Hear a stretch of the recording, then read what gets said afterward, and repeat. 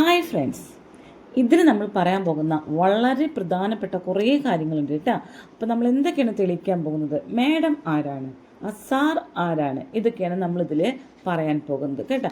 Pulsar Suni എങ്ങനെ രക്ഷപ്പെട്ടു, ദിലീപ് തെറ്റ് ചെയ്തിട്ടില്ലേ, തെളിവൊന്നും എന്തുകൊണ്ട് സമർപ്പിച്ചില്ല, ആ മൊബൈൽ ഫോൺ, ആ ലോക്കറിൽ വെച്ച മൊബൈൽ ഫോൺ എവിടെ പോയി, എന്തുകൊണ്ട് സ്ത്രീയെ ഹാജരാക്കിയില്ല, ഈ മാഡത്തിനെ ഹാജരാക്കിയില്ല, ഈ വക കാര്യങ്ങൾ നമ്മൾ സംസാരിക്കാൻ പോവുകയാണ്, ഡിസ്കഷൻ നടത്താൻ പോവുകയാണ്. മാഡം ആരാണെന്ന് കണ്ടെത്താൻ പോവുകയാണ്. അതിനു മുന്നേ എൻ്റെ ഈ ചാനലൊന്ന് സബ്സ്ക്രൈബ് ചെയ്യുക, ഷെയർ ചെയ്യുക, ലൈക്ക് ചെയ്യുക, ബെൽ ബട്ടൺ കൂടി അമർത്തിക്കോളൂ കേട്ടോ. ഓക്കെ, നമുക്ക് സ്റ്റാർട്ട് ചെയ്യാം. 1711 പേജുള്ള വിധിയാണ് കേട്ടോ. അതിൻ്റെ പകർപ്പ് ആണ് ഉണ്ടായത്. അത് മുഴുവൻ വായിച്ചുണ്ടാക്കുന്നത് എളുപ്പമല്ല. ഇതിൽ ദിലീപ് തെറ്റ് ചെയ്തിട്ടില്ല എന്ന് തന്നെയാണ് ആ പകർപ്പിൽ പറയുന്നത്. കാരണം തെളിവുകൾ ഇല്ലെങ്കിൽ ആൾ തെറ്റ് ചെയ്തിട്ടില്ല എന്നാണ് പറയുന്നത്. തെളിവുകൾ ഒന്നും പോലീസ് സമർപ്പിച്ചിട്ടില്ല. പൾസർ സുനി രക്ഷപ്പെട്ടത് എന്തുകൊണ്ടാണ്, അതായത് ഒരു മിനിമം 20 വർഷം ആണ് കിട്ടേണ്ടത് ആ ബലാത്സംഗ കേസിൽ, കൂട്ടബലാത്സംഗ കേസിൽ. ഇതിൽ പൾസർ സുനിക്ക് ആകെ മിനിമം 20 വർഷം തന്നെയാണ് കിട്ടിയത്. അപ്പോൾ നമുക്ക് ആ ചേച്ചിയും ഇതൊക്കെ ആരാണെന്ന് നോക്കാം കേട്ടോ. ആരോപിക്കപ്പെട്ട ഒരു കുറ്റവും തെളിയിച്ചിട്ടില്ല. ലോക്കറിൽ വെച്ച ആ മൊബൈൽ ഫോൺ ഇതുവരെ കണ്ടെത്തിയിട്ടില്ല, പോലീസ് പറഞ്ഞിരുന്നു. എന്നിട്ട് കോടതി ചോദിക്കുന്നത് എന്താണ്, ഇതിനാദ്യം മുതൽ അവസാനം വരെ നിങ്ങൾ പറഞ്ഞിരുന്നു ഒരു സ്ത്രീ ഉണ്ട് എന്നതാണ്. ആ സ്ത്രീ എവിടെ, ആ സ്ത്രീയുടെ അടുത്തേക്ക് എത്താനുള്ള തെളിവ് എവിടെ? കത്ത് കിട്ടിയ അപ്പം തന്നെ ദിലീപിനെ പോയി നിങ്ങൾ പൊക്കിയത് എന്തിനാണ്? തെളിവില്ലാതെ ഒരു കത്തിൻ്റെ അടിസ്ഥാനത്തിലാണോ ദിലീപിനെ പൊക്കിയത്? അവിടെ നിന്ന് ഇങ്ങോട്ട് ഒരു തെളിവും ഇവർ സമർപ്പിച്ചിട്ടില്ല കേട്ടോ. അപ്പോൾ നമുക്ക് അതിന് പറ്റിയിട്ടുള്ള ഒരു വോയിസ് നമുക്ക് നോക്കി നോക്കാം. കുട്ടി ആദ്യം എത്തിയത് ലാലിന്റെ വീട്ടിലാണ്. ഈ പെൺകുട്ടി കൊണ്ടുപോകാൻ പോയിട്ടുള്ള കാറ് ലാലിന്റെ മകന്റെ കാറാണ് പോയത്. ഈ ലാല് കേസിൽ സാക്ഷിയാണോ? അല്ല. ഞാൻ ആ കേസുമായിട്ട് ബന്ധപ്പെട്ട പി ടി തോമസ് ആയിട്ട് സംസാരിച്ചിരുന്നു. ലാലി കേസിന് സാക്ഷിയല്ല. ലാലിന്റെ മകനെ സംബന്ധിച്ച് ഇതിനകത്ത് ചോദ്യം ചെയ്തിട്ടില്ല. അയാളുടെ കാറിലാണ് പോയത്. സാധാരണ ഇപ്പൊ വേറെ എന്റെ ആതിരയുടെ കാറാണെന്നിരിക്കട്ടെ, നമ്മളെ വിളിച്ച് ചോദ്യം ചെയ്യൂലോ പോലീസ്. അതെ, ഇതങ്ങനെ പോലീസ് ചോദ്യം ചെയ്തിട്ടുണ്ടോ? അങ്ങനെ പോലീസ് ചോദ്യം ചെയ്തിട്ടുണ്ടോ? ഇല്ലല്ലോ. അങ്ങനെ പോലീസ് തുടക്കം തുടങ്ങി ഈ സംഭവത്തിൽ കാണിച്ചിരിക്കുന്ന ചില അലംഭാവങ്ങളുണ്ട് ഇതിനകത്ത്. അത് തുടക്കം തുടങ്ങിയതിന് പരാതി കൊടുക്കുന്നത് ലോക്കൽ പോലീസ് സ്റ്റേഷനിലായിരുന്നില്ല. ഇനി കൃത്യമായിട്ട് അറിയാവുന്ന വിഷയമാണ്. ആ സാധാരണ സംഭവം അതിന് ആദ്യം പരാതി കൊടുക്കേണ്ട എവിടെയാ? ലോക്കൽ പോലീസ് സ്റ്റേഷനിൽ കൊടുക്കണം. അവിടെ നിന്നാണ് മേലേക്ക് പോകേണ്ടത്. ഇത് നേരിട്ട് DGP ആണ് ഇടപെടുന്നത്, ബെഹ്റയിലേക്കാണ് എത്തുന്നത്. ലോക്നാഥ് ബെഹ്റയിലേക്ക് വേണ്ടിയിട്ട് കേസ് കൊണ്ട് കൊടുക്കുന്ന സമയത്ത് എന്തായിരുന്നു ഇതിന്റെ ഉദ്ദേശ ലക്ഷ്യങ്ങൾ എന്നാണ് പ്രശ്നം. ഈ പറയുന്ന ഏരിയയെ രക്ഷിക്കാൻ വേണ്ടിയിട്ടാണോ, അവരെ ശിക്ഷിക്കാൻ വേണ്ടിയിട്ടാണോ, വാദിമാരെ രക്ഷിക്കാൻ വേണ്ടിയിട്ടാണോ, ആരെ ശിക്ഷിക്കാൻ വേണ്ടിയിട്ടാണോ? ഈ വീഡിയോ നിങ്ങൾ വ്യക്തമായി കേൾക്കണം, എന്നാൽ മാത്രമേ നിങ്ങൾക്ക് എല്ലാ കാര്യങ്ങളും മനസ്സിലാവുകയുള്ളൂ കേട്ടോ. ഇപ്പം നമ്മുടെ പേരിലുള്ള ഒരു കാറാണെങ്കിൽ, ഇങ്ങനെ ഒരു കുറ്റകൃത്യം നടന്ന കാറാണെങ്കിൽ നമ്മളെ വിളിക്കത്തില്ലേ? നമ്മളെയല്ലേ ഫസ്റ്റ് ക്വസ്റ്റ്യൻ ചെയ്യാം. ഇവിടെ ദിലീപിൻ്റെ മുറ്റത്തേക്കാണ് ആദ്യം ക്വസ്റ്റ്യൻ പോയത്, അല്ലാതെ ഈ കാറിൻ്റെ ഉടമസ്ഥനെയോ ഒന്നും നിങ്ങൾ ബുദ്ധി വെച്ചൊന്ന് ആലോചിച്ച് നോക്കൂ. അയാളുടെ പേരിൽ ഒരു കേസോ അല്ലെങ്കിൽ അയാളെ ക്വസ്റ്റ്യൻ ചെയ്യാനെങ്കിലും വിളിക്കില്ലേ? അതൊന്നും ഉണ്ടായിട്ടില്ല. ഇനി വേറൊരു കാര്യം, ഈ നടൻ ലാലിൻ്റെ, മോഹൻലാലല്ല, ലാലിൻ്റെ മകൻ്റെ ഫിലിം അഭിനയിക്കുന്ന ആളാണ് ഈ നടി. ആ സമയത്ത് ആ നടിയെ മകൻ്റെ സ്വന്തം കാറിലാണ് ഈ നടിയെ കൊണ്ടുവരാൻ പോയിരിക്കുന്നത്. അതുപോലെ തന്നെ ആ മകൻ്റെ ഡ്രൈവറാണ് ഈ മാർട്ടിൻ ആൻ്റണി വിളിച്ചു കൊണ്ടുപോയത് എന്നാലോചിക്കണം. പൾസർ സുനിയെ വാടകയ്ക്ക് എടുത്തതാണ്, പൈസ കൊടുത്ത് ദിലീപിൻ്റെ പേര് പറയിപ്പിച്ചതാണ് എന്നൊരു ഡൗട്ട് ഇല്ലാതെയില്ല.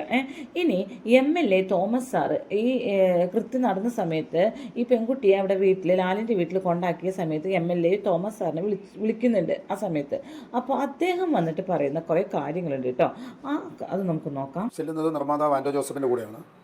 അവിടെ ലാലിൻ്റെ കുടുംബാംഗങ്ങളും ലാലും ഈ നടിയും ഉണ്ടായിരുന്നു. ഞങ്ങൾ എത്തുന്നതിന് തൊട്ട് മുമ്പാണ് തൃക്കാക്കര AC 3 പോലീസുകാരും അവിടെ വന്നിട്ടുള്ളത്. അപ്പോൾ ഇത്രയും ആളുകൾ അവിടെ ഉണ്ടായിരുന്നു. അപ്പോൾ ലാല് DGP ലോക്നാഥ് ബെഹ്റയെ വിളിച്ച് വിവരം 11 മണിക്ക് പറഞ്ഞിരുന്നു എന്ന് ലാല് ഞങ്ങളോട് പറഞ്ഞു. ഒരുപക്ഷെ അതിൻ്റെ അടിസ്ഥാനത്തിലായിരിക്കാം തൃക്കാക്കര AC വന്നിട്ടുള്ളത്. അവിടെ ലാലിൻ്റെ പെരുമാറ്റമാണെങ്കിലും ഈ ആൻഡോ ജോസഫിൻ്റെ പെരുമാറ്റമാണെങ്കിലും അവരാണ് 2 സിനിമാക്കാർ അവിടെ ഉള്ളത്. പിന്നെ ലാലിൻ്റെ കുടുംബാംഗങ്ങൾ, അവർ സിനിമയായിട്ട് ബന്ധമുണ്ടാവും, ഭാര്യ മോളൊക്കെയാണ്. അവരുടെയൊക്കെ പെരുമാറ്റത്തിൽ എനിക്ക് കാണാൻ കഴിഞ്ഞ ഒരു കാര്യം, നമുക്കതിനപ്പുറം എന്തെങ്കിലും ഉണ്ടോ എന്ന് നമുക്ക് പറയാൻ പറ്റില്ല. എനിക്ക് കാണാൻ കഴിഞ്ഞതും ഞാൻ മനസ്സിലാക്കിയതും ഞാൻ ഉൾക്കൊള്ളുന്ന കാര്യം, ഒരു സ്വന്തം മകൾക്കോ അല്ലെങ്കിൽ ഒരു സഹോദരിക്കോ ഉണ്ടാകുന്ന സമാനമായ ഒരു സംഭവത്തിലുള്ള ദുഃഖവും അമർഷവും ആയിട്ടാണ് ലാലും ആൻഡോ ജോസഫും എനിക്ക്. ഓക്കെ, അങ്ങനെ അവരുടെ മുഖഭാവത്തിലൊക്കെ കാണും എല്ലാവരും ആക്ടേഴ്സാണ് കേട്ടോ.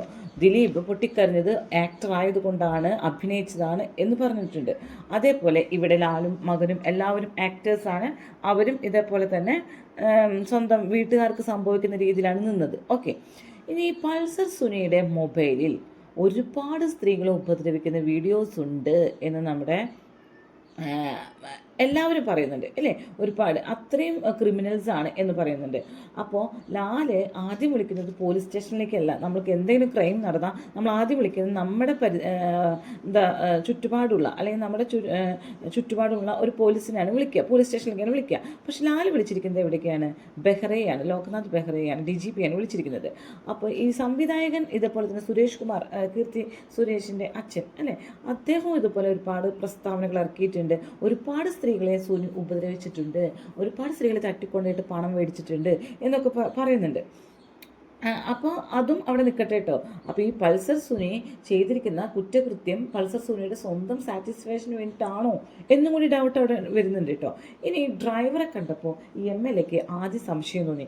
ആദ്യം ശരിക്കും ലിംഗത്തിന് ചവിട്ട് കിട്ടി എന്ന് പറഞ്ഞുകൊണ്ടാണ് അയാൾ പൊത്തിപ്പിടിച്ച് നിന്നിട്ട് അഭിനയിക്കുന്നുണ്ടായിരുന്നത്. പിന്നീട് ഈ അതിജീവിതയുടെ അടുത്ത് പോയി MLA സംസാരിക്കുന്ന സമയത്ത് അവിടെ നിന്ന് ഒരു ഒളിഞ്ഞു നോട്ടം ഇയാളെ നോക്കിയപ്പോൾ ഇയാളുടെ മുഖഭാവത്തിലൊക്കെ വേറെ തരത്തിലുള്ള ഭാവങ്ങളാണ് കണ്ടതെന്ന് പറയുന്നു. അപ്പോൾ എന്ത് ചെയ്തു, ഇയാൾക്കും ഡ്രൈവർക്കും ഇതിൽ പങ്കുണ്ട് എന്ന് മനസ്സിലായി. പക്ഷെ ഡ്രൈവർ ആരുടെ ഡ്രൈവറാണ്, കാർ ആരുടെ കാറാണ്, അത് നമ്മൾ ആദ്യം പറഞ്ഞിട്ടുണ്ട്. അപ്പോൾ ഉടനെ തന്നെ ഞാൻ ഇയാളെ വന്നൊരു ക്വസ്റ്റ്യൻ ചെയ്തു. എടോ, വരുന്ന വഴിക്ക് ഒരുപാട് ട്രാഫിക് സിഗ്നൽസ് ഉണ്ട്, അതും ഒരുപാട് ജനങ്ങൾ തിങ്ങി നിറഞ്ഞ് നടക്കുന്നുണ്ട്. അപ്പോൾ തനിക്ക് എവിടേക്കെങ്കിലും ഒരു വണ്ടി, ഒരു ട്രാഫിക് സിഗ്നലിലേക്ക് വണ്ടി ഇടിപ്പിച്ച് അപ്പോൾ തന്നെ പോലീസ് എത്തും ഇല്ലേ? അല്ലെങ്കിൽ ഏതെങ്കിലും ഒരു മതിലുമേ ചാരി വണ്ടി ഇടിപ്പിച്ച് കഴിഞ്ഞാൽ ഇവർക്ക് തങ്ങളെ ഉപദ്രവിക്കാൻ കഴിയില്ല, ഉടനെ പോലെ പുറത്തേക്ക് ചാടി ഇറങ്ങാം അല്ലേ? അങ്ങനെ ഈ പെൺകുട്ടിയെ തനിക്ക് രക്ഷിക്കാമായിരുന്നു. മാർട്ടിൻ്റെ അടുത്ത് ക്വസ്റ്റ്യൻ ചോദിച്ചു. അപ്പോൾ മാർട്ടിൻ പറഞ്ഞെന്താണ്, എന്നെ ഉപദ്രവിച്ചുകൊണ്ടിരുന്നാലും ഇയാൾക്ക് വണ്ടി ഇടിപ്പിക്കാം, ജസ്റ്റ് ഡ്രൈവറല്ലേ, വണ്ടി ഇടിപ്പിക്കാം, അങ്ങനെ രക്ഷിക്കാമായിരുന്നു. അപ്പോൾ ഇയാൾക്ക് രക്ഷിക്കണം എന്നൊരു ചിന്ത ഇയാൾക്ക് ഉണ്ടായിരുന്നില്ല. അപ്പോൾ ഇയാൾ അതിൽ ക്രൈമിൽ ഇൻവോൾവ്ഡ് ആണ് എന്ന് MLA കൃത്യമായി പറയുന്നുണ്ട് കേട്ടോ. അപ്പോൾ നമുക്ക് ആ വോയിസ് ഒന്ന് കേട്ടിട്ട് വരാം കേട്ടോ. അപ്പം പെട്ടെന്ന് താൻ മെസ്സേജ് കൊടുത്തിട്ടില്ലെന്ന് പറഞ്ഞാൽ പോലീസ് ചോദിച്ചു. അപ്പോൾ ഇയാളത് ഫോണിൽ ബന്ധപ്പെട്ടിരുന്നു എന്ന് പറഞ്ഞു. അപ്പോൾ വീട്ടിൽ നിന്ന് ഇറങ്ങുന്നതിന് മുമ്പ് തന്നെ മെസ്സേജ് ഉണ്ടായിരുന്നില്ലേ എന്ന് പോലീസ് ചോദിച്ചു. അപ്പോൾ ഏകദേശം ഉണ്ടെന്നുള്ള രീതിയിൽ ഇയാൾ സമ്മതിച്ചു. അങ്ങനെ വലിയ സംസാരമല്ല എന്ന് പറഞ്ഞു. ആ നമ്പർ എടുക്കാൻ പറഞ്ഞു. അപ്പം പെട്ടെന്ന് ഇയാൾ ഒരു നമ്പർ പറഞ്ഞു. അത് ആൻഡോ ജോസഫ്, ഈ പോലീസും ആ നമ്പർ എഴുതിയെടുക്കുക, ഫോണിൽ ഡെയിലി ചെയ്യുകയോ എന്തോ ചെയ്തു. ഈ സമയത്താണ് ഞാൻ IG വിജയനെ വിളിക്കുന്നത്. കുടുംബാംഗങ്ങളും ഒക്കെ ഉള്ളൂ. അപ്പം ആൻഡോ ജോസഫും AC-യും 3 പോലീസുകാരും ഒരു ഭാഗത്ത് നിൽക്കുന്നതിന് തൊട്ടടുത്ത് തന്നെ ഞാൻ നിന്നു. ഞാൻ IG-യോട് സംസാരിച്ചുകൊണ്ടിരിക്കുമ്പോഴാണ് ഈ നമ്പറിൽ ഇവർ വിളിക്കുന്നത്. അപ്പോൾ അവർ പറയുന്നുണ്ട്, ഞാൻ IG-യോട് സംസാരിക്കാറുണ്ട്, അവർ പറയുന്നുണ്ട് ഹലോ എന്ന് വെക്കുന്നുള്ളൂ, ഫോൺ എടുക്കുന്നില്ലല്ലോ എന്ന് പറഞ്ഞു. ആൻഡോ ജോസഫ് പോലീസിൻ്റെ കൊടുക്കുകയാണോ, പോലീസ് ആൻഡോ ജോസഫിൻ്റെ കൊടുക്കുകയാണോ ചെയ്തതെന്ന് എനിക്ക് ഞാൻ അത്ര കൃത്യം ഓർക്കുന്നില്ല. അപ്പം അങ്ങനെ ചെയ്ത് കഴിഞ്ഞ് വീണ്ടും ഇത് പോലീസ് വിളിച്ചു എന്നാണ് ഞാൻ വിചാരിക്കുന്നത്. ഏതായാലും ഇത് കഴിഞ്ഞ് 1 മിനിറ്റോ 2 മിനിറ്റോ കഴിഞ്ഞപ്പം ഈ നമ്പറിൽ നിന്ന് തന്നെ തിരിച്ച് ഇവരുടെ ഫോണിലേക്ക്, ഇതിൽ ആരുടെ ഒരാളുടെ ഫോണിലേക്ക് കോൾ വന്നു. ആൻഡോ ജോസഫിൽ ആയിരിക്കാം. അപ്പോഴും സംസാരമൊന്നും നടന്നതായിട്ട് കേട്ടില്ല. അപ്പോഴത്തേക്ക് വിജയൻ എന്നോട് എൻ്റെ സീരിയസ് വിവരങ്ങൾ വിശദമായിട്ട് ചോദിച്ചുകൊണ്ടിരിക്കുകയാണ്. അപ്പോൾ ഞാൻ ഓരോ കാര്യങ്ങൾ ഇങ്ങനെ പറഞ്ഞുകൊണ്ടിരിക്കുകയാണ്. അതിനിടയ്ക്കാണ് ഈ സംഭവം നടക്കുന്നത്. അപ്പോൾ ഇത് കഴിഞ്ഞ് അപ്പം ഞാൻ പെട്ടെന്ന് ഈ ഫോൺ ഇങ്ങനെ അപ്പോൾ ഇദ്ദേഹത്തോട് പറഞ്ഞു കഴിഞ്ഞപ്പോൾ അദ്ദേഹം അത് കട്ട് ചെയ്തു. അപ്പോൾ ഞാൻ പെട്ടെന്ന് പോലീസിനോട് പറഞ്ഞു, പോലീസും അതിനെ ട്രൈ ചെയ്യുമായിരുന്നു എനിക്ക് തോന്നുന്നു. നിങ്ങൾക്ക് പെട്ടെന്ന് ഇപ്പം ടവർ ലൊക്കേഷൻ കണ്ടുപിടിക്കാൻ പറ്റില്ല, നിങ്ങളുടെ സിസ്റ്റം ഉണ്ടല്ലോ എന്ന് പറഞ്ഞു. അദ്ദേഹം ആരെ വിളിച്ച് AC ലൊക്കേഷനിൽ ഓക്കെ. അപ്പോൾ ഈ തോമസ് സാർ പറഞ്ഞതനുസരിച്ച് ഈ മാർട്ടിനെ, ഈ ഡ്രൈവറെ തോമസ് സാർക്ക് സംശയം തോന്നുകയും അങ്ങനെ വേഗം പോലീസിന് പിടിച്ചു കൊടുക്കുകയും പോലീസ് ക്വസ്റ്റ്യൻ ചെയ്തപ്പോൾ ഇയാൾ ആദ്യം അല്ല എന്ന് പറയുകയും പിന്നീട് ഞാൻ വിളിച്ചിരുന്നു, ഫോൺ വിളിച്ചിട്ട് ഞാനും കൂടി ഇതിൽ പങ്കാളി തന്നെയാണ് എന്ന് പറഞ്ഞു. പക്ഷേ ഇത് അവരറിയുന്നില്ല, ആര് പൾസർസിന് തെറ്റി അറിയുന്നില്ല.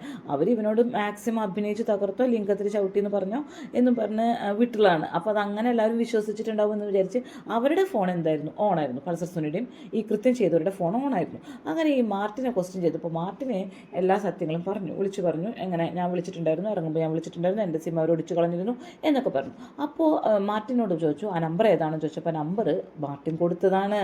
മാർട്ടിൻ കൊടുത്തപ്പോൾ ആ നമ്പർ ഏത് ലൊക്കേഷനിലാണെന്ന് ഉടനെ ഇവർക്ക് അറിയാമായിരുന്നു. ഇവർ അതൊന്നും ശ്രദ്ധിച്ചില്ല. ഇത് ഏത് കാലഘട്ടത്തിലാണ്, ഈ 2017 കാലഘട്ടത്തിലാണല്ലോ. അപ്പോൾ ലൊക്കേഷൻ ഉടനെ പിടിക്കാമെന്നതേ ഉള്ളൂ. ഇവർ പിടിച്ചില്ല. വളരെ പെട്ടെന്ന് പ്രതികളെ പിടിക്കാമായിരുന്നു. അപ്പോൾ ഇവർ എന്ത് തെളിവാണ് ഇവർ സംഘടിപ്പിച്ചത്? നിങ്ങളൊന്ന് ആലോചിച്ച് നോക്കൂ. ടവർ ലൊക്കേഷൻ വെച്ച് അപ്പോൾ ഇവർക്ക് പിടിക്കണ്ട എന്ന് കരുതിയിട്ട് തന്നെയാണല്ലോ ആ സമയത്ത് ആ ഫോൺ ഓൺ ആയിരുന്നു എന്ന് പറയുന്നു. ഇവർ വിളിച്ചു എന്ന് പറയുന്നു. വിളിച്ച് ആ ഫോണ് എടുത്തില്ല, തിരിച്ച് ആ ഫോണിൽ നിന്ന് ഇവർക്കും വിളി വന്നു എന്ന് പറയുന്നു. അപ്പോൾ ഈ ഫോണ് ഏത് ലൊക്കേഷൻ, ടവർ ലൊക്കേഷൻ വെച്ച് പിടിക്കാനിത് വലിയൊരു തെറ്റാണ്. അപ്പോൾ തന്നെ ഇവരെയുള്ള എല്ലാവരും കൂടിയുള്ള ഗൂഢാലോചനയാണ് എന്ന് തെളിഞ്ഞിരിക്കുകയാണ് കേട്ടോ. ഇനി കാറ് അവിടെ കിടക്കുന്നുണ്ട്. അങ്ങനെ തോമസ് സാർ പിന്നെ പറയും, തോമസ് സാർ ശരിക്കും പാവാണ്, അദ്ദേഹം എല്ലാ സത്യങ്ങളും വിളിച്ചു പറയുന്നുണ്ട്. കാർ അവിടെ കിടക്കുന്നുണ്ട്, ഈ കൃത്യം നിർവഹിച്ച കാറിൻ്റെ ഓണർ ലാലിൻ്റെ മോനാണ്. ഈ കാറിലേക്ക് ഇവരെല്ലാവരും ഈ പോലീസുകാർ വന്ന് ടോർച്ചടിച്ച് നോക്കി. എന്നിട്ട് ഒരു പോലീസ് പറഞ്ഞു എന്ന് പോലും അത് തുറക്കണ്ട, തെളിവുകൾ പോകുമെന്ന്. പക്ഷെ പിന്നീട് തെളിവുകൾ എന്തിനു സംഭരിച്ചോ കാറിൽ നിന്ന്? ഇല്ല. കാറിൽ നിന്ന് ആരും തെളിവ് സംഭരിക്കുക മാത്രമല്ല ഒന്നും ചെയ്തില്ല, കാറിൻ്റെ ഓണറെയും ക്വസ്റ്റ്യൻ ചെയ്തില്ല. എന്താണ് ഇവരെ വെച്ച് പറയാൻ പോകുന്നത് കേട്ടോ. ഇനി വൈദ്യപരിശോധന നടത്തണം. ഒരു ബലാത്സംഗം ചെയ്തു എന്ന് പറയപ്പെട്ടാൽ അത് ശരിയാണോ തെറ്റാണോ എന്നത് അറിയാൻ വേണ്ടി ആദ്യം തന്നെ വൈദ്യപരിശോധനയ്ക്ക് കൊണ്ടുപോകണം. ഈ കണ്ട ലോകനാഥ് ബെഹ്റയും അങ്ങനെ എല്ലാവരും അറിഞ്ഞ കേസാണ്. വൈദ്യപരിശോധനയ്ക്ക് കൊണ്ടുപോകുന്നത് ഒരുപാട് മണിക്കൂറുകൾ കഴിഞ്ഞാണ്. തോമസ് സാറ് വീട്ടിൽ നിന്ന്, ലാൽ സാറിൻ്റെ വീട്ടിൽ നിന്ന് പുറത്തു പോരുന്നത് പുലർച്ചെ 3 മണിക്കാണ്. 7 മണിക്കാണ് ഈ കൃത്യം നടന്നതെന്നൊക്കെ പറയുന്നു. എത്രയും ജനസാന്ദ്രത നിറഞ്ഞ ആ റോഡിൽ കൂടിയാണ് നടന്നത്. ഈ 3 മണി വരെയും വൈദ്യപരിശോധനയ്ക്ക് പോയിട്ടില്ല. അപ്പോൾ ഇത് നമുക്ക് എന്തിനു വേണ്ടിയിട്ടാണ്? ഒന്നല്ലെങ്കിൽ പൾസർ സുനിക്ക് കിട്ടിയ ബ്രെയിൻ, ആരുടെ ബ്രെയിനിൽ നിന്നിട്ടാണ് ഈ മെസ്സേജ് കിട്ടിയിരിക്കുന്നത്, അല്ലെങ്കിൽ പൾസർ സുനിയുടെ സാറ്റിസ്ഫാക്ഷന് വേണ്ടിയിട്ടാണോ എന്നൊക്കെ നമുക്ക് ചിന്തിക്കേണ്ടത് വരും. നമുക്കൊരു വോയിസ് കേട്ടിട്ട് വരാം. പൾസർ സുനിയെ ഒടുവിൽ പോലീസ് പിടികൂടി കോടതി പരിസരത്ത് നിന്നാണെങ്കിൽ പോലും പൾസർ സുനിയെ ഇപ്പോൾ ചോദ്യം ചെയ്തുകൊണ്ടിരിക്കുകയാണ്. ആ ചോദ്യം ചെയ്യലിൽ ആദ്യം മുതൽ എനിക്ക് ലഭ്യമാകുന്ന വിവരം ഇതേവരെ ഇത് ഞാൻ ആസൂത്രണം ചെയ്ത ഒന്നാണ് എന്ന് ആവർത്തിച്ചുകൊണ്ടിരിക്കുകയാണ്. ഞാൻ ആരും പ്രേരിപ്പിച്ചതിനാൽ ചെയ്തതല്ല എന്ന് അയാൾ വാദിച്ചുകൊണ്ടിരിക്കുകയാണ്. അങ്ങനെ പൾസർ സുനിയിൽ അവസാനിക്കുന്ന ഒരു കേസാണോ ഇത്? അല്ല, അവിടെയാണ് ഇന്നലെ ഈ പോലീസ് പിടിച്ചതിനെ പറ്റി ഞാൻ ചില സംശയങ്ങൾ ഇന്നലെ ചില ചാനലുകളിൽ ചൂണ്ടിക്കാണിച്ചിരുന്നു. കാരണം ഇതുവരെ പുറത്തു വന്നുകൊണ്ടിരുന്ന വാർത്തയ്ക്ക് തുല്യമായി, പോലീസ് കേന്ദ്രങ്ങളിൽ നിന്ന് വന്ന വാർത്തയ്ക്ക് തുല്യമായ വാർത്തകളാണ് ആലുവ പോലീസ് ക്യാമ്പിൽ നിന്ന് വന്നുകൊണ്ടിരിക്കുന്നത്. അതാണ് ഞാൻ പറഞ്ഞത്. ചിലപ്പോൾ 2 കാര്യങ്ങളാണ്. ചിലപ്പോൾ ഈ പ്രതി കോടതി കീഴടങ്ങി വേറെ എന്തെങ്കിലും പറയുന്നത് തടയാനാവാം ഈ പ്രതിയെ പിടിച്ചതൊന്ന്. 2, ഈ പ്രതിയും പോലീസും തമ്മിലുള്ള ധാരണയുടെ അടിസ്ഥാനത്തിൽ, കാരണം പ്രതിയെ പിടിച്ചതിൻ്റെ ഒരു ക്രെഡിറ്റ് ഗവൺമെൻറ്റിനും പോലീസിനും വേണം, അതേസമയം പ്രതിക്ക് വേറെ ചില സൗകര്യങ്ങൾ ചെയ്തു കൊടുക്കുന്നു എന്ന ധാരണയിലും ആകാം ഇന്നലത്തെ കീഴടങ്ങലെന്നാണ് ഞാൻ വിചാരിക്കുന്നത്. കേട്ടില്ല നിങ്ങൾ? അതായത് ഈ പൾസർ സുനിയുടെ ലൊക്കേഷൻ വരെ പിടിച്ചിട്ട് ആ നിമിഷം തന്നെ മാർട്ടിനെ പിടിച്ച ആ നിമിഷം തന്നെ ആ കൃത്യം ചെയ്തിട്ട് ഏതാനും മണിക്കൂറുകൾക്കുള്ളിൽ തന്നെ ഇയാളെ ലൊക്കേഷൻ പിടിച്ചിട്ട് പോലും ഇയാളെ പോയി പിടിച്ചില്ല ഇവർ. ഫോൺ ലൊക്കേഷൻ പിടിച്ചിട്ട് പിടിക്കാതെ ഈ പൾസർ സുനിയെ പിടികിട്ടാപ്പുള്ളിയായി പ്രഖ്യാപിച്ച് അവസാനം കോടതി പരിസരത്ത് വെച്ച് കുറേ ദിവസങ്ങൾക്ക് ശേഷം കോടതി പരിസരത്ത് വെച്ച് ഓടിച്ച് പിടിച്ച ചരിത്രമാണ് നമ്മൾ കേട്ടത്. അല്ലേ? എന്തിനങ്ങനെ ചെയ്തു? ഇത് പറയുന്നു ഒന്നല്ലെങ്കിൽ ഗവൺമെൻറ്റിന് ആ ക്രെഡിറ്റ് കൊടുക്കാൻ, അല്ലെങ്കിൽ പൾസർ സുനി കോടതിയുടെ ഉള്ളിലേക്ക് കയറി പലതും വിളിച്ചു പറഞ്ഞാൽ ഇതിൻ്റെ മുഖ്യൻ എന്ന് പറഞ്ഞാൽ മുഖ്യമന്ത്രി അല്ല കേട്ടോ, ഇതിൻ്റെ തല, ഗൂഢാലോചനയ്ക്ക് ഉപയോഗിച്ച ആ മുഖ്യ തല, ആ തലയെ പിടിക്കപ്പെടും എന്നൊരൊറ്റ കാരണം കൊണ്ട് പോലീസ് ചെയ്ത പ്രവൃത്തിയാണോ? ഇതൊക്കെ ഊഹാപോഹങ്ങളാണ് കേട്ടോ, പ്രവൃത്തിയാണോ? നമുക്കിത് കൂട്ടി വെച്ച് വായിക്കുമ്പോൾ ഇതൊക്കെ തന്നെയാണ്. MLA സാറ് പറയുന്നതും ഈ തോമസ് സാറ് പറയുന്നതും ആ വോയിസിലും ഇത് തന്നെയുണ്ട്.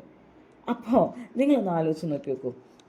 അതിജീവിതയ്ക്ക് നീതി കിട്ടണമെങ്കിൽ ദിലീപിനെ ശിക്ഷിക്കണം എന്നാണ് എല്ലാവരും 60% ആൾക്കാരും പറയുന്നത്. അതുകൊണ്ട് നീതിക്ക് ലഭിക്കുമോ? അതിജീവിതയ്ക്ക് നീതി ലഭിക്കുമോ? ഒരിക്കലും ലഭിക്കത്തില്ല. അത് നിരപരാധിയായ ഒരു വ്യക്തിയെ പിടിച്ച് അകത്തിട്ട് വർഷങ്ങൾ എണ്ണിക്കഴിഞ്ഞാൽ അതിജീവിതയ്ക്ക് നീതി കിട്ടും. എല്ലാവരും അത് തന്നെയാണ് പറയുന്നത്. പക്ഷേ നമുക്ക് നീതി കിട്ടണം, നമ്മുടെ ആഗ്രഹമുണ്ട്. അത് യഥാർത്ഥ പ്രതിയെ പിടിക്കണം. ഇങ്ങനെ കുറേ ലൂപ്പ് ഹോൾസ് ഉണ്ട്. ഇതൊന്നും അവർ ചെയ്യാതെ അവസാനം എന്താണ് ഇവരിതൊന്ന് പറഞ്ഞിരുന്നത്? ഈ മാധ്യമത്തിന് മുന്നേ എല്ലാ തെളിവുകളുണ്ട്, എല്ലാം റെക്കോർഡുണ്ട്, എല്ലാം ഞങ്ങൾ സമർപ്പിച്ചിട്ടുണ്ട്. ഇനി നോക്കിക്കോ എന്ത് തെളിവാണ്? ഈ കോടതിയാണ് ഈ വിധി പ്രസ്താവിച്ചപ്പോൾ വിധി പകർപ്പിൽ പറഞ്ഞിരിക്കുന്നത് ഒരു തെളിവും ഹാജരാക്കിയിട്ടില്ല ഇവരിന്ന്. ഇത്രയും നാൾ ഇവർ എന്താണ് ചെയ്തിരുന്നത്? ജസ്റ്റ് ഒരു ഫോൺ കോൾ ചെയ്തു അതും കോടതി പരിസരത്ത് വെച്ചിട്ട് ഫോൺ ദിലീപിന് ചെയ്തു എന്ന് മാത്രം ഇവർ പറഞ്ഞുകൊണ്ട് ആരോപിച്ചുകൊണ്ടാണ് ഉടനെ ദിലീപിനെ ചെന്ന് പൊക്കിയത്. അതിനും തെളിവില്ല അവർക്ക്. അപ്പോൾ ഒരു തെളിവില്ലാതെയാണ് ഇങ്ങനെ. അപ്പോൾ ഇതിന് CBI വന്ന് കൃത്യമായി നെല്ലും പതിരും തിരിക്കേണ്ടത് തന്നെയാണെന്ന് എനിക്ക് പറയാനുള്ളത് കേട്ടോ. ഇനി ഏറ്റവും മിനിമം ശിക്ഷയാണ് ഇവർക്കൊക്കെ കിട്ടിയിരിക്കുന്നത് 20 വർഷം. പൾസർ സുനിക്ക് 13 വർഷം, മാർട്ടിന് 13 വർഷം, വിജീഷിന് 16 വർഷം, അതുപോലെ മണികണ്ഠന് 16, സലീമിന് 18, പ്രദീപിന് 18, മറ്റവർക്ക് 13 ആയതുകൊണ്ട് അവർ 7 വർഷം വെച്ച് ഇപ്പോൾ അനുഭവിച്ചു കഴിഞ്ഞു. അതുകൊണ്ടാണ് കേട്ടോ. ഇപ്പോൾ ഇവർ പറഞ്ഞ കുറേ ന്യായങ്ങളുണ്ട്. എന്തൊക്കെയാണ്? അമ്മയുണ്ട് ഞങ്ങൾക്ക്, ഭാര്യയുണ്ട് ഞങ്ങൾക്ക്, മക്കളുണ്ട് ഞങ്ങൾക്ക്, പൊട്ടിക്കരയാണ്, ഞങ്ങൾ തെറ്റ് ചെയ്തിട്ടില്ല. അതുപോലെ തന്നെ കണ്ണൂർ തന്നെ വിജീഷ് പറഞ്ഞതാണ്, കണ്ണൂർ തന്നെ ഞങ്ങൾ എന്നെ അയക്കണം, എനിക്ക് വീട്ടിൽ പോകാനുള്ള സുഖത്തിന് വേണ്ടിയിട്ട്. ഇതൊക്കെയാണ് ഇവരുടെ ന്യായങ്ങൾ. ഇവർക്ക് 20 വർഷം കിട്ടാൻ എന്താണ് കാരണം? കോടതിയുടെ പിടിപ്പുകേടാണോ? എല്ലാവരും പറയുന്നു കോടതിയുടെ പിടിപ്പുകേടാന്ന്. കോടതിക്ക് തെളിവ് ഹാജരാക്കിയിട്ടില്ല. ഈ പറയുന്ന പോലീസുകാർ ആരും തെളിവ് ഹാജരാക്കിയിട്ടില്ല. ഇവരെ പിടിച്ചിടാനുള്ള തെളിവ് ആ കാറ് പോലും പരിശോധിച്ചിട്ടില്ല. ആ കാറിന് പരിശോധിച്ച് ആ തെളിവ് പോലും ഹാജരാക്കിയിട്ടില്ല. ഈ മേഡത്തിനെ പോയിട്ട് ഹാജരാക്കിയിട്ടില്ല. ഇവർ പറയുന്നു, വായ കൊണ്ട് വായത്താളടിച്ച് പറയുന്നു. കോടതിക്ക് തെളിവില്ലാതെ എങ്ങനെയാണ് കോടതി സ്വയം എൻ്റെ സ്വന്തം ഇഷ്ടപ്രകാരം ഞാൻ ഇവർക്ക് 50 വർഷം വിധിച്ചിരിക്കുന്നു, അല്ലെങ്കിൽ ജീവപര്യന്തം വിധിച്ചിരിക്കുന്നു? അങ്ങനെ പറയാൻ പറ്റുമോ? ഇവർ ഒരുപാട് ഇത്രയും വർഷത്തെ തെളിവുകൾ കൊണ്ട് ഹാജരാക്കാതെ ആണ് ഈ കോടതിയിൽ കൊണ്ടുപോയിരിക്കുന്നത്. ഇനി പോലീസുകാർ എപ്പോഴും പറയുന്നു തെളിവുണ്ട്. പക്ഷെ കോടതിയിൽ പറയണ്ടേ? എന്തുകൊണ്ടാണ് തെളിവില്ലാതായത്? അതിനുള്ള കാരണമാണ് ഇനി പറയാൻ പോകുന്നത്. പോലീസുകാർ മുഴുവൻ ദിലീപിൻ്റെ പുറകെയായിരുന്നു. അതായത് ആ തലയുണ്ടല്ലോ, ഗൂഢാലോചനയുടെ തല, ആ തല പോലീസുകാരെ തെറ്റിദ്ധരിപ്പിച്ചിട്ട് ദിലീപിൻ്റെ ചുറ്റുമായിരുന്നു ഇവർക്ക്. അപ്പോൾ ദിലീപിനെ ഫോക്കസ് ചെയ്തുകൊണ്ട് അങ്ങനെ 6 പേരെ തെളിവുകൾ സംഘടിപ്പിക്കാമെന്നാണ് വിചാരിച്ചത്. പക്ഷെ ദിലീപിൽ നിന്നിട്ട് ഒരു തെളിവും ലഭിച്ചില്ല ഇവർക്ക്. ദിലീപിനെയാണ് ഇവർ കോൺസെൻട്രേറ്റ് ചെയ്തത് യഥാർത്ഥത്തിൽ. അപ്പോൾ ഈ 6 പ്രതികൾ രക്ഷപ്പെടുകയാണ്, തെളിവുകൾ നശിപ്പിക്കപ്പെടുകയാണ്. 6 പ്രതികളും ഓരോ വർഷം കഴിയും തോറും ഇവർ ഓരോ വർഷവും ദിലീപിനെ എങ്ങനെ കുട്ടുക്കാം, അങ്ങനത്തെ സമ്മർദ്ദമാണ്. അപ്പോൾ ദിലീപിനെ കുട്ടുക്കണം എന്നുള്ള ചിന്തയുണ്ടെങ്കിൽ അത് ആരിൽ വന്നിട്ടുണ്ടാകും? നിങ്ങളൊന്ന് ചിന്തിച്ച് നോക്കൂ. നിങ്ങൾക്ക് ബുദ്ധിയുള്ള ആൾക്കാരെ നിങ്ങളൊന്ന് ചിന്തിച്ച് നോക്കൂ. ഞാനും നിങ്ങളൊക്കെ പഠിച്ചിട്ടുള്ളവരാണ് അല്ലേ? ദിലീപിനെ കോൺസെൻട്രേറ്റ് ചെയ്ത് ദിലീപിനെ തന്നെ കുടുക്കണം എന്ന് ചിന്തിക്കുന്ന ആ പ്രതികൾ ആരായിരിക്കും? നമുക്കൊരു വോയിസ് കേട്ടുകൊണ്ട് നെക്സ്റ്റ് പറയാം. കിട്ടിയിരിക്കുന്നത് ഏറ്റവും കുറഞ്ഞ ശിക്ഷ എന്ന് വേണമെങ്കിൽ പറയേണ്ടി വരും. കാരണം അവർക്കെതിരെ തെളിഞ്ഞ IPC 376D കൂട്ട ബലാത്സംഗ കുറ്റമാണ്. ആ കുറ്റത്തിനുള്ള നിയമപ്രകാരം തന്നെ കിട്ടാവുന്ന ഏറ്റവും കുറഞ്ഞ ശിക്ഷ എന്നത് 20 വർഷം കഠിന തടവാണ്. ആ ശിക്ഷ മാത്രമാണ് ഇപ്പോൾ പ്രതികൾക്ക് കിട്ടിയിരിക്കുന്നത് എന്നതാണ് പ്രതികളെ സംബന്ധിച്ചിടത്തോളം ആശ്വാസകരമായിട്ടുള്ള കാര്യവും പ്രോസിക്യൂഷനെ സംബന്ധിച്ചിടത്തോളം വലിയ തിരിച്ചടിയായി മാറുന്നത്. കേസിൽ ഇന്ന് ശിക്ഷയിന്മേൽ വാദം തുടങ്ങിയപ്പോൾ പ്രോസിക്യൂഷൻ അതിശക്തമായി വാദിച്ചത് പ്രതികൾക്ക് പരമാവധി ശിക്ഷയായ ജീവപര്യന്തം നൽകണമെന്നതായിരുന്നു. പക്ഷേ കോടതി അതിന് തയ്യാറായിട്ടില്ല. കോടതി ഈ കേസിന്റെ എല്ലാ വശങ്ങളും പരിശോധിച്ചു. അതോടൊപ്പം തന്നെ പ്രതികളുടെ സാമൂഹ്യവും സാമ്പത്തികവുമായിട്ടുള്ള സാഹചര്യങ്ങൾ വിലയിരുത്തി അവർക്ക് മാനസാന്തരത്തിനുള്ള സാധ്യത കോടതി വിലയിരുത്തി. അത്തരത്തിൽ ഒരു ശിക്ഷ പ്രഖ്യാപിക്കുമ്പോൾ നിയമപ്രകാരം നടത്തേണ്ട പല കാര്യങ്ങളും നോക്കിയ ശേഷമാണ് കോടതി ഈ കേസിലെ പ്രതികൾക്ക് അവർക്ക് മേൽ തെളിഞ്ഞിരിക്കുന്ന കുറ്റങ്ങളിൽ ഏറ്റവും കുറഞ്ഞ ശിക്ഷയായ 20 വർഷം കഠിന തടവ് നൽകാൻ തീരുമാനിച്ചിരിക്കുന്നത്. എല്ലാ കോടതിയിലും എല്ലാവരും ഇങ്ങനെയൊക്കെ തന്നെയാണ്. അപ്പോൾ പ്രതികൾക്ക് കിട്ടാവുന്ന മാക്സിമം ശിക്ഷയും നോക്കും, അത് ആ തെളിവിൻ്റെ അടിസ്ഥാനത്തിൽ കേട്ടോ. അതുപോലെ അവരെ കുറച്ച് പരിഗണിക്കുകയും ചെയ്യും, അതൊക്കെ കൂടി കൊടുത്തിട്ട്. അപ്പോൾ ഇവരെ പൂട്ടാനുള്ള മാക്സിമം തെളിവ്, പ്രതികൾക്കുള്ള മാക്സിമം തെളിവ് പോലീസ് കൊടുത്തിട്ടില്ല. അതുകൊണ്ട് കോടതിയിൽ നിന്ന് മാക്സിമം 20 വർഷം അവർക്ക് കിട്ടാനുള്ളൂ എന്നാണ് പറയുന്നത്. ശരിക്കും ഇവർ പൂട്ടാൻ നോക്കിയത് മുഴുവൻ ദിലീപിനെയാണ്. ഈ 6 പ്രതികൾക്കെതിരെയുള്ള ഒരു ചെക്കിങ്ങോ ഒന്നും നടന്നിട്ടില്ല. ദിലീപിനെ പൂട്ടിക്കഴിഞ്ഞ് ഇവർ വിചാരിച്ചു ദിലീപിനെ പൂട്ടിക്കഴിഞ്ഞ് ഈ 6 പ്രതികളും പൂട്ടാമെന്ന്. പക്ഷേ തെറ്റുകാരൻ അപ്പോഴും അപ്പുറത്ത് നിന്ന് ചിരിക്കുകയാണ് കേട്ടോ. ഈ ദിലീപ് പണം കൊടുത്തു എന്നതിന് ഒരു തെളിവുമില്ല. 1-ാം പ്രതിയായ പൾസർ സുനിയും 8-ാം പ്രതിയായിട്ടുള്ള ദിലീപും തമ്മിൽ ഒരു കമ്മ്യൂണിക്കേഷൻ നടന്നിട്ടില്ല. 1 to 8 ഒരു കമ്മ്യൂണിക്കേഷൻ നടന്നിട്ടില്ല. ഇങ്ങനെ തെളിയിക്കാത്തോടത്തോളം കാലം എങ്ങനെയാണ് ഇത് തെളിയുക? അപ്പം ഇതാരാണ് ശരിക്കും മാഡം? ദിലീപിനെ കുടുക്കണം എന്ന് മാനസികമായി വളരെ പ്രതിജ്ഞയെടുത്ത ആളാണ് ഇതിലെ മാഡം. അതുപോലെ ദിലീപിനെ കുടുക്കണമെന്ന് മാനസികമായി പ്രതിജ്ഞയെടുത്ത സാറാണ് ഇതിലും പ്രധാന കണ്ണി. ഈ 2 കണ്ണികളെയും ഇത്രയും പറഞ്ഞതുകൊണ്ട് നിങ്ങൾക്ക് മനസ്സിലായിട്ടുണ്ടാവും ഇവരാണ് ഈ പൾസർ സുനിക്ക് ഇത്രയും ആഡംബരമായി ജീവിക്കാനുള്ള പൈസ കൊടുത്തിരിക്കുന്നത്. ദിലീപല്ല. ദിലീപ് എന്ന വ്യക്തി പണം കൊടുക്കാനിട്ട് പോലും ഇദ്ദേഹം ഈ പൾസർ സുനി എന്ന് പറഞ്ഞ അയാൾ ഒരുപാട് സന്തോഷത്തിലും അതുപോലെ ഒരുപാട് നല്ല ലക്ഷറി ലൈഫുമാണ് നയിക്കുന്നത്. എങ്ങനെയാണ്? അപ്പോൾ അതിൻ്റെ ഒളിഞ്ഞിരിക്കുന്ന ഗൂഢമായിട്ടുള്ള ആ മുഖ്യനെയും അതുപോലെ ആ മാഡത്തിനെയും നിങ്ങൾക്ക് തിരിഞ്ഞിട്ടുണ്ടാവും അല്ലേ? ദിലീപിനെ മാക്സിമം ദിലീപിൻ്റെ തലയ്ക്ക് വെച്ച് കെട്ടണമെന്ന് വിചാരിച്ച പോലീസുകാരും ആർക്ക് വേണ്ടി ഇത് ചെയ്തു എന്നുള്ളതൊക്കെ ഈ വീഡിയോയിൽ തന്നെ നിങ്ങൾക്ക് എല്ലാവർക്കും മനസ്സിലായിട്ടുണ്ടാവും. അതുകൊണ്ട് ഞാൻ നിർത്തട്ടെ. ഇതെൻ്റെ ഊഹാപോഹങ്ങൾ മാത്രമാണ്. ഇത്രയും നിങ്ങൾ കേട്ട് കഴിഞ്ഞാൽ നിങ്ങൾക്കും ഇത് തന്നെയാണ് തോന്നുക. Okay, thank you.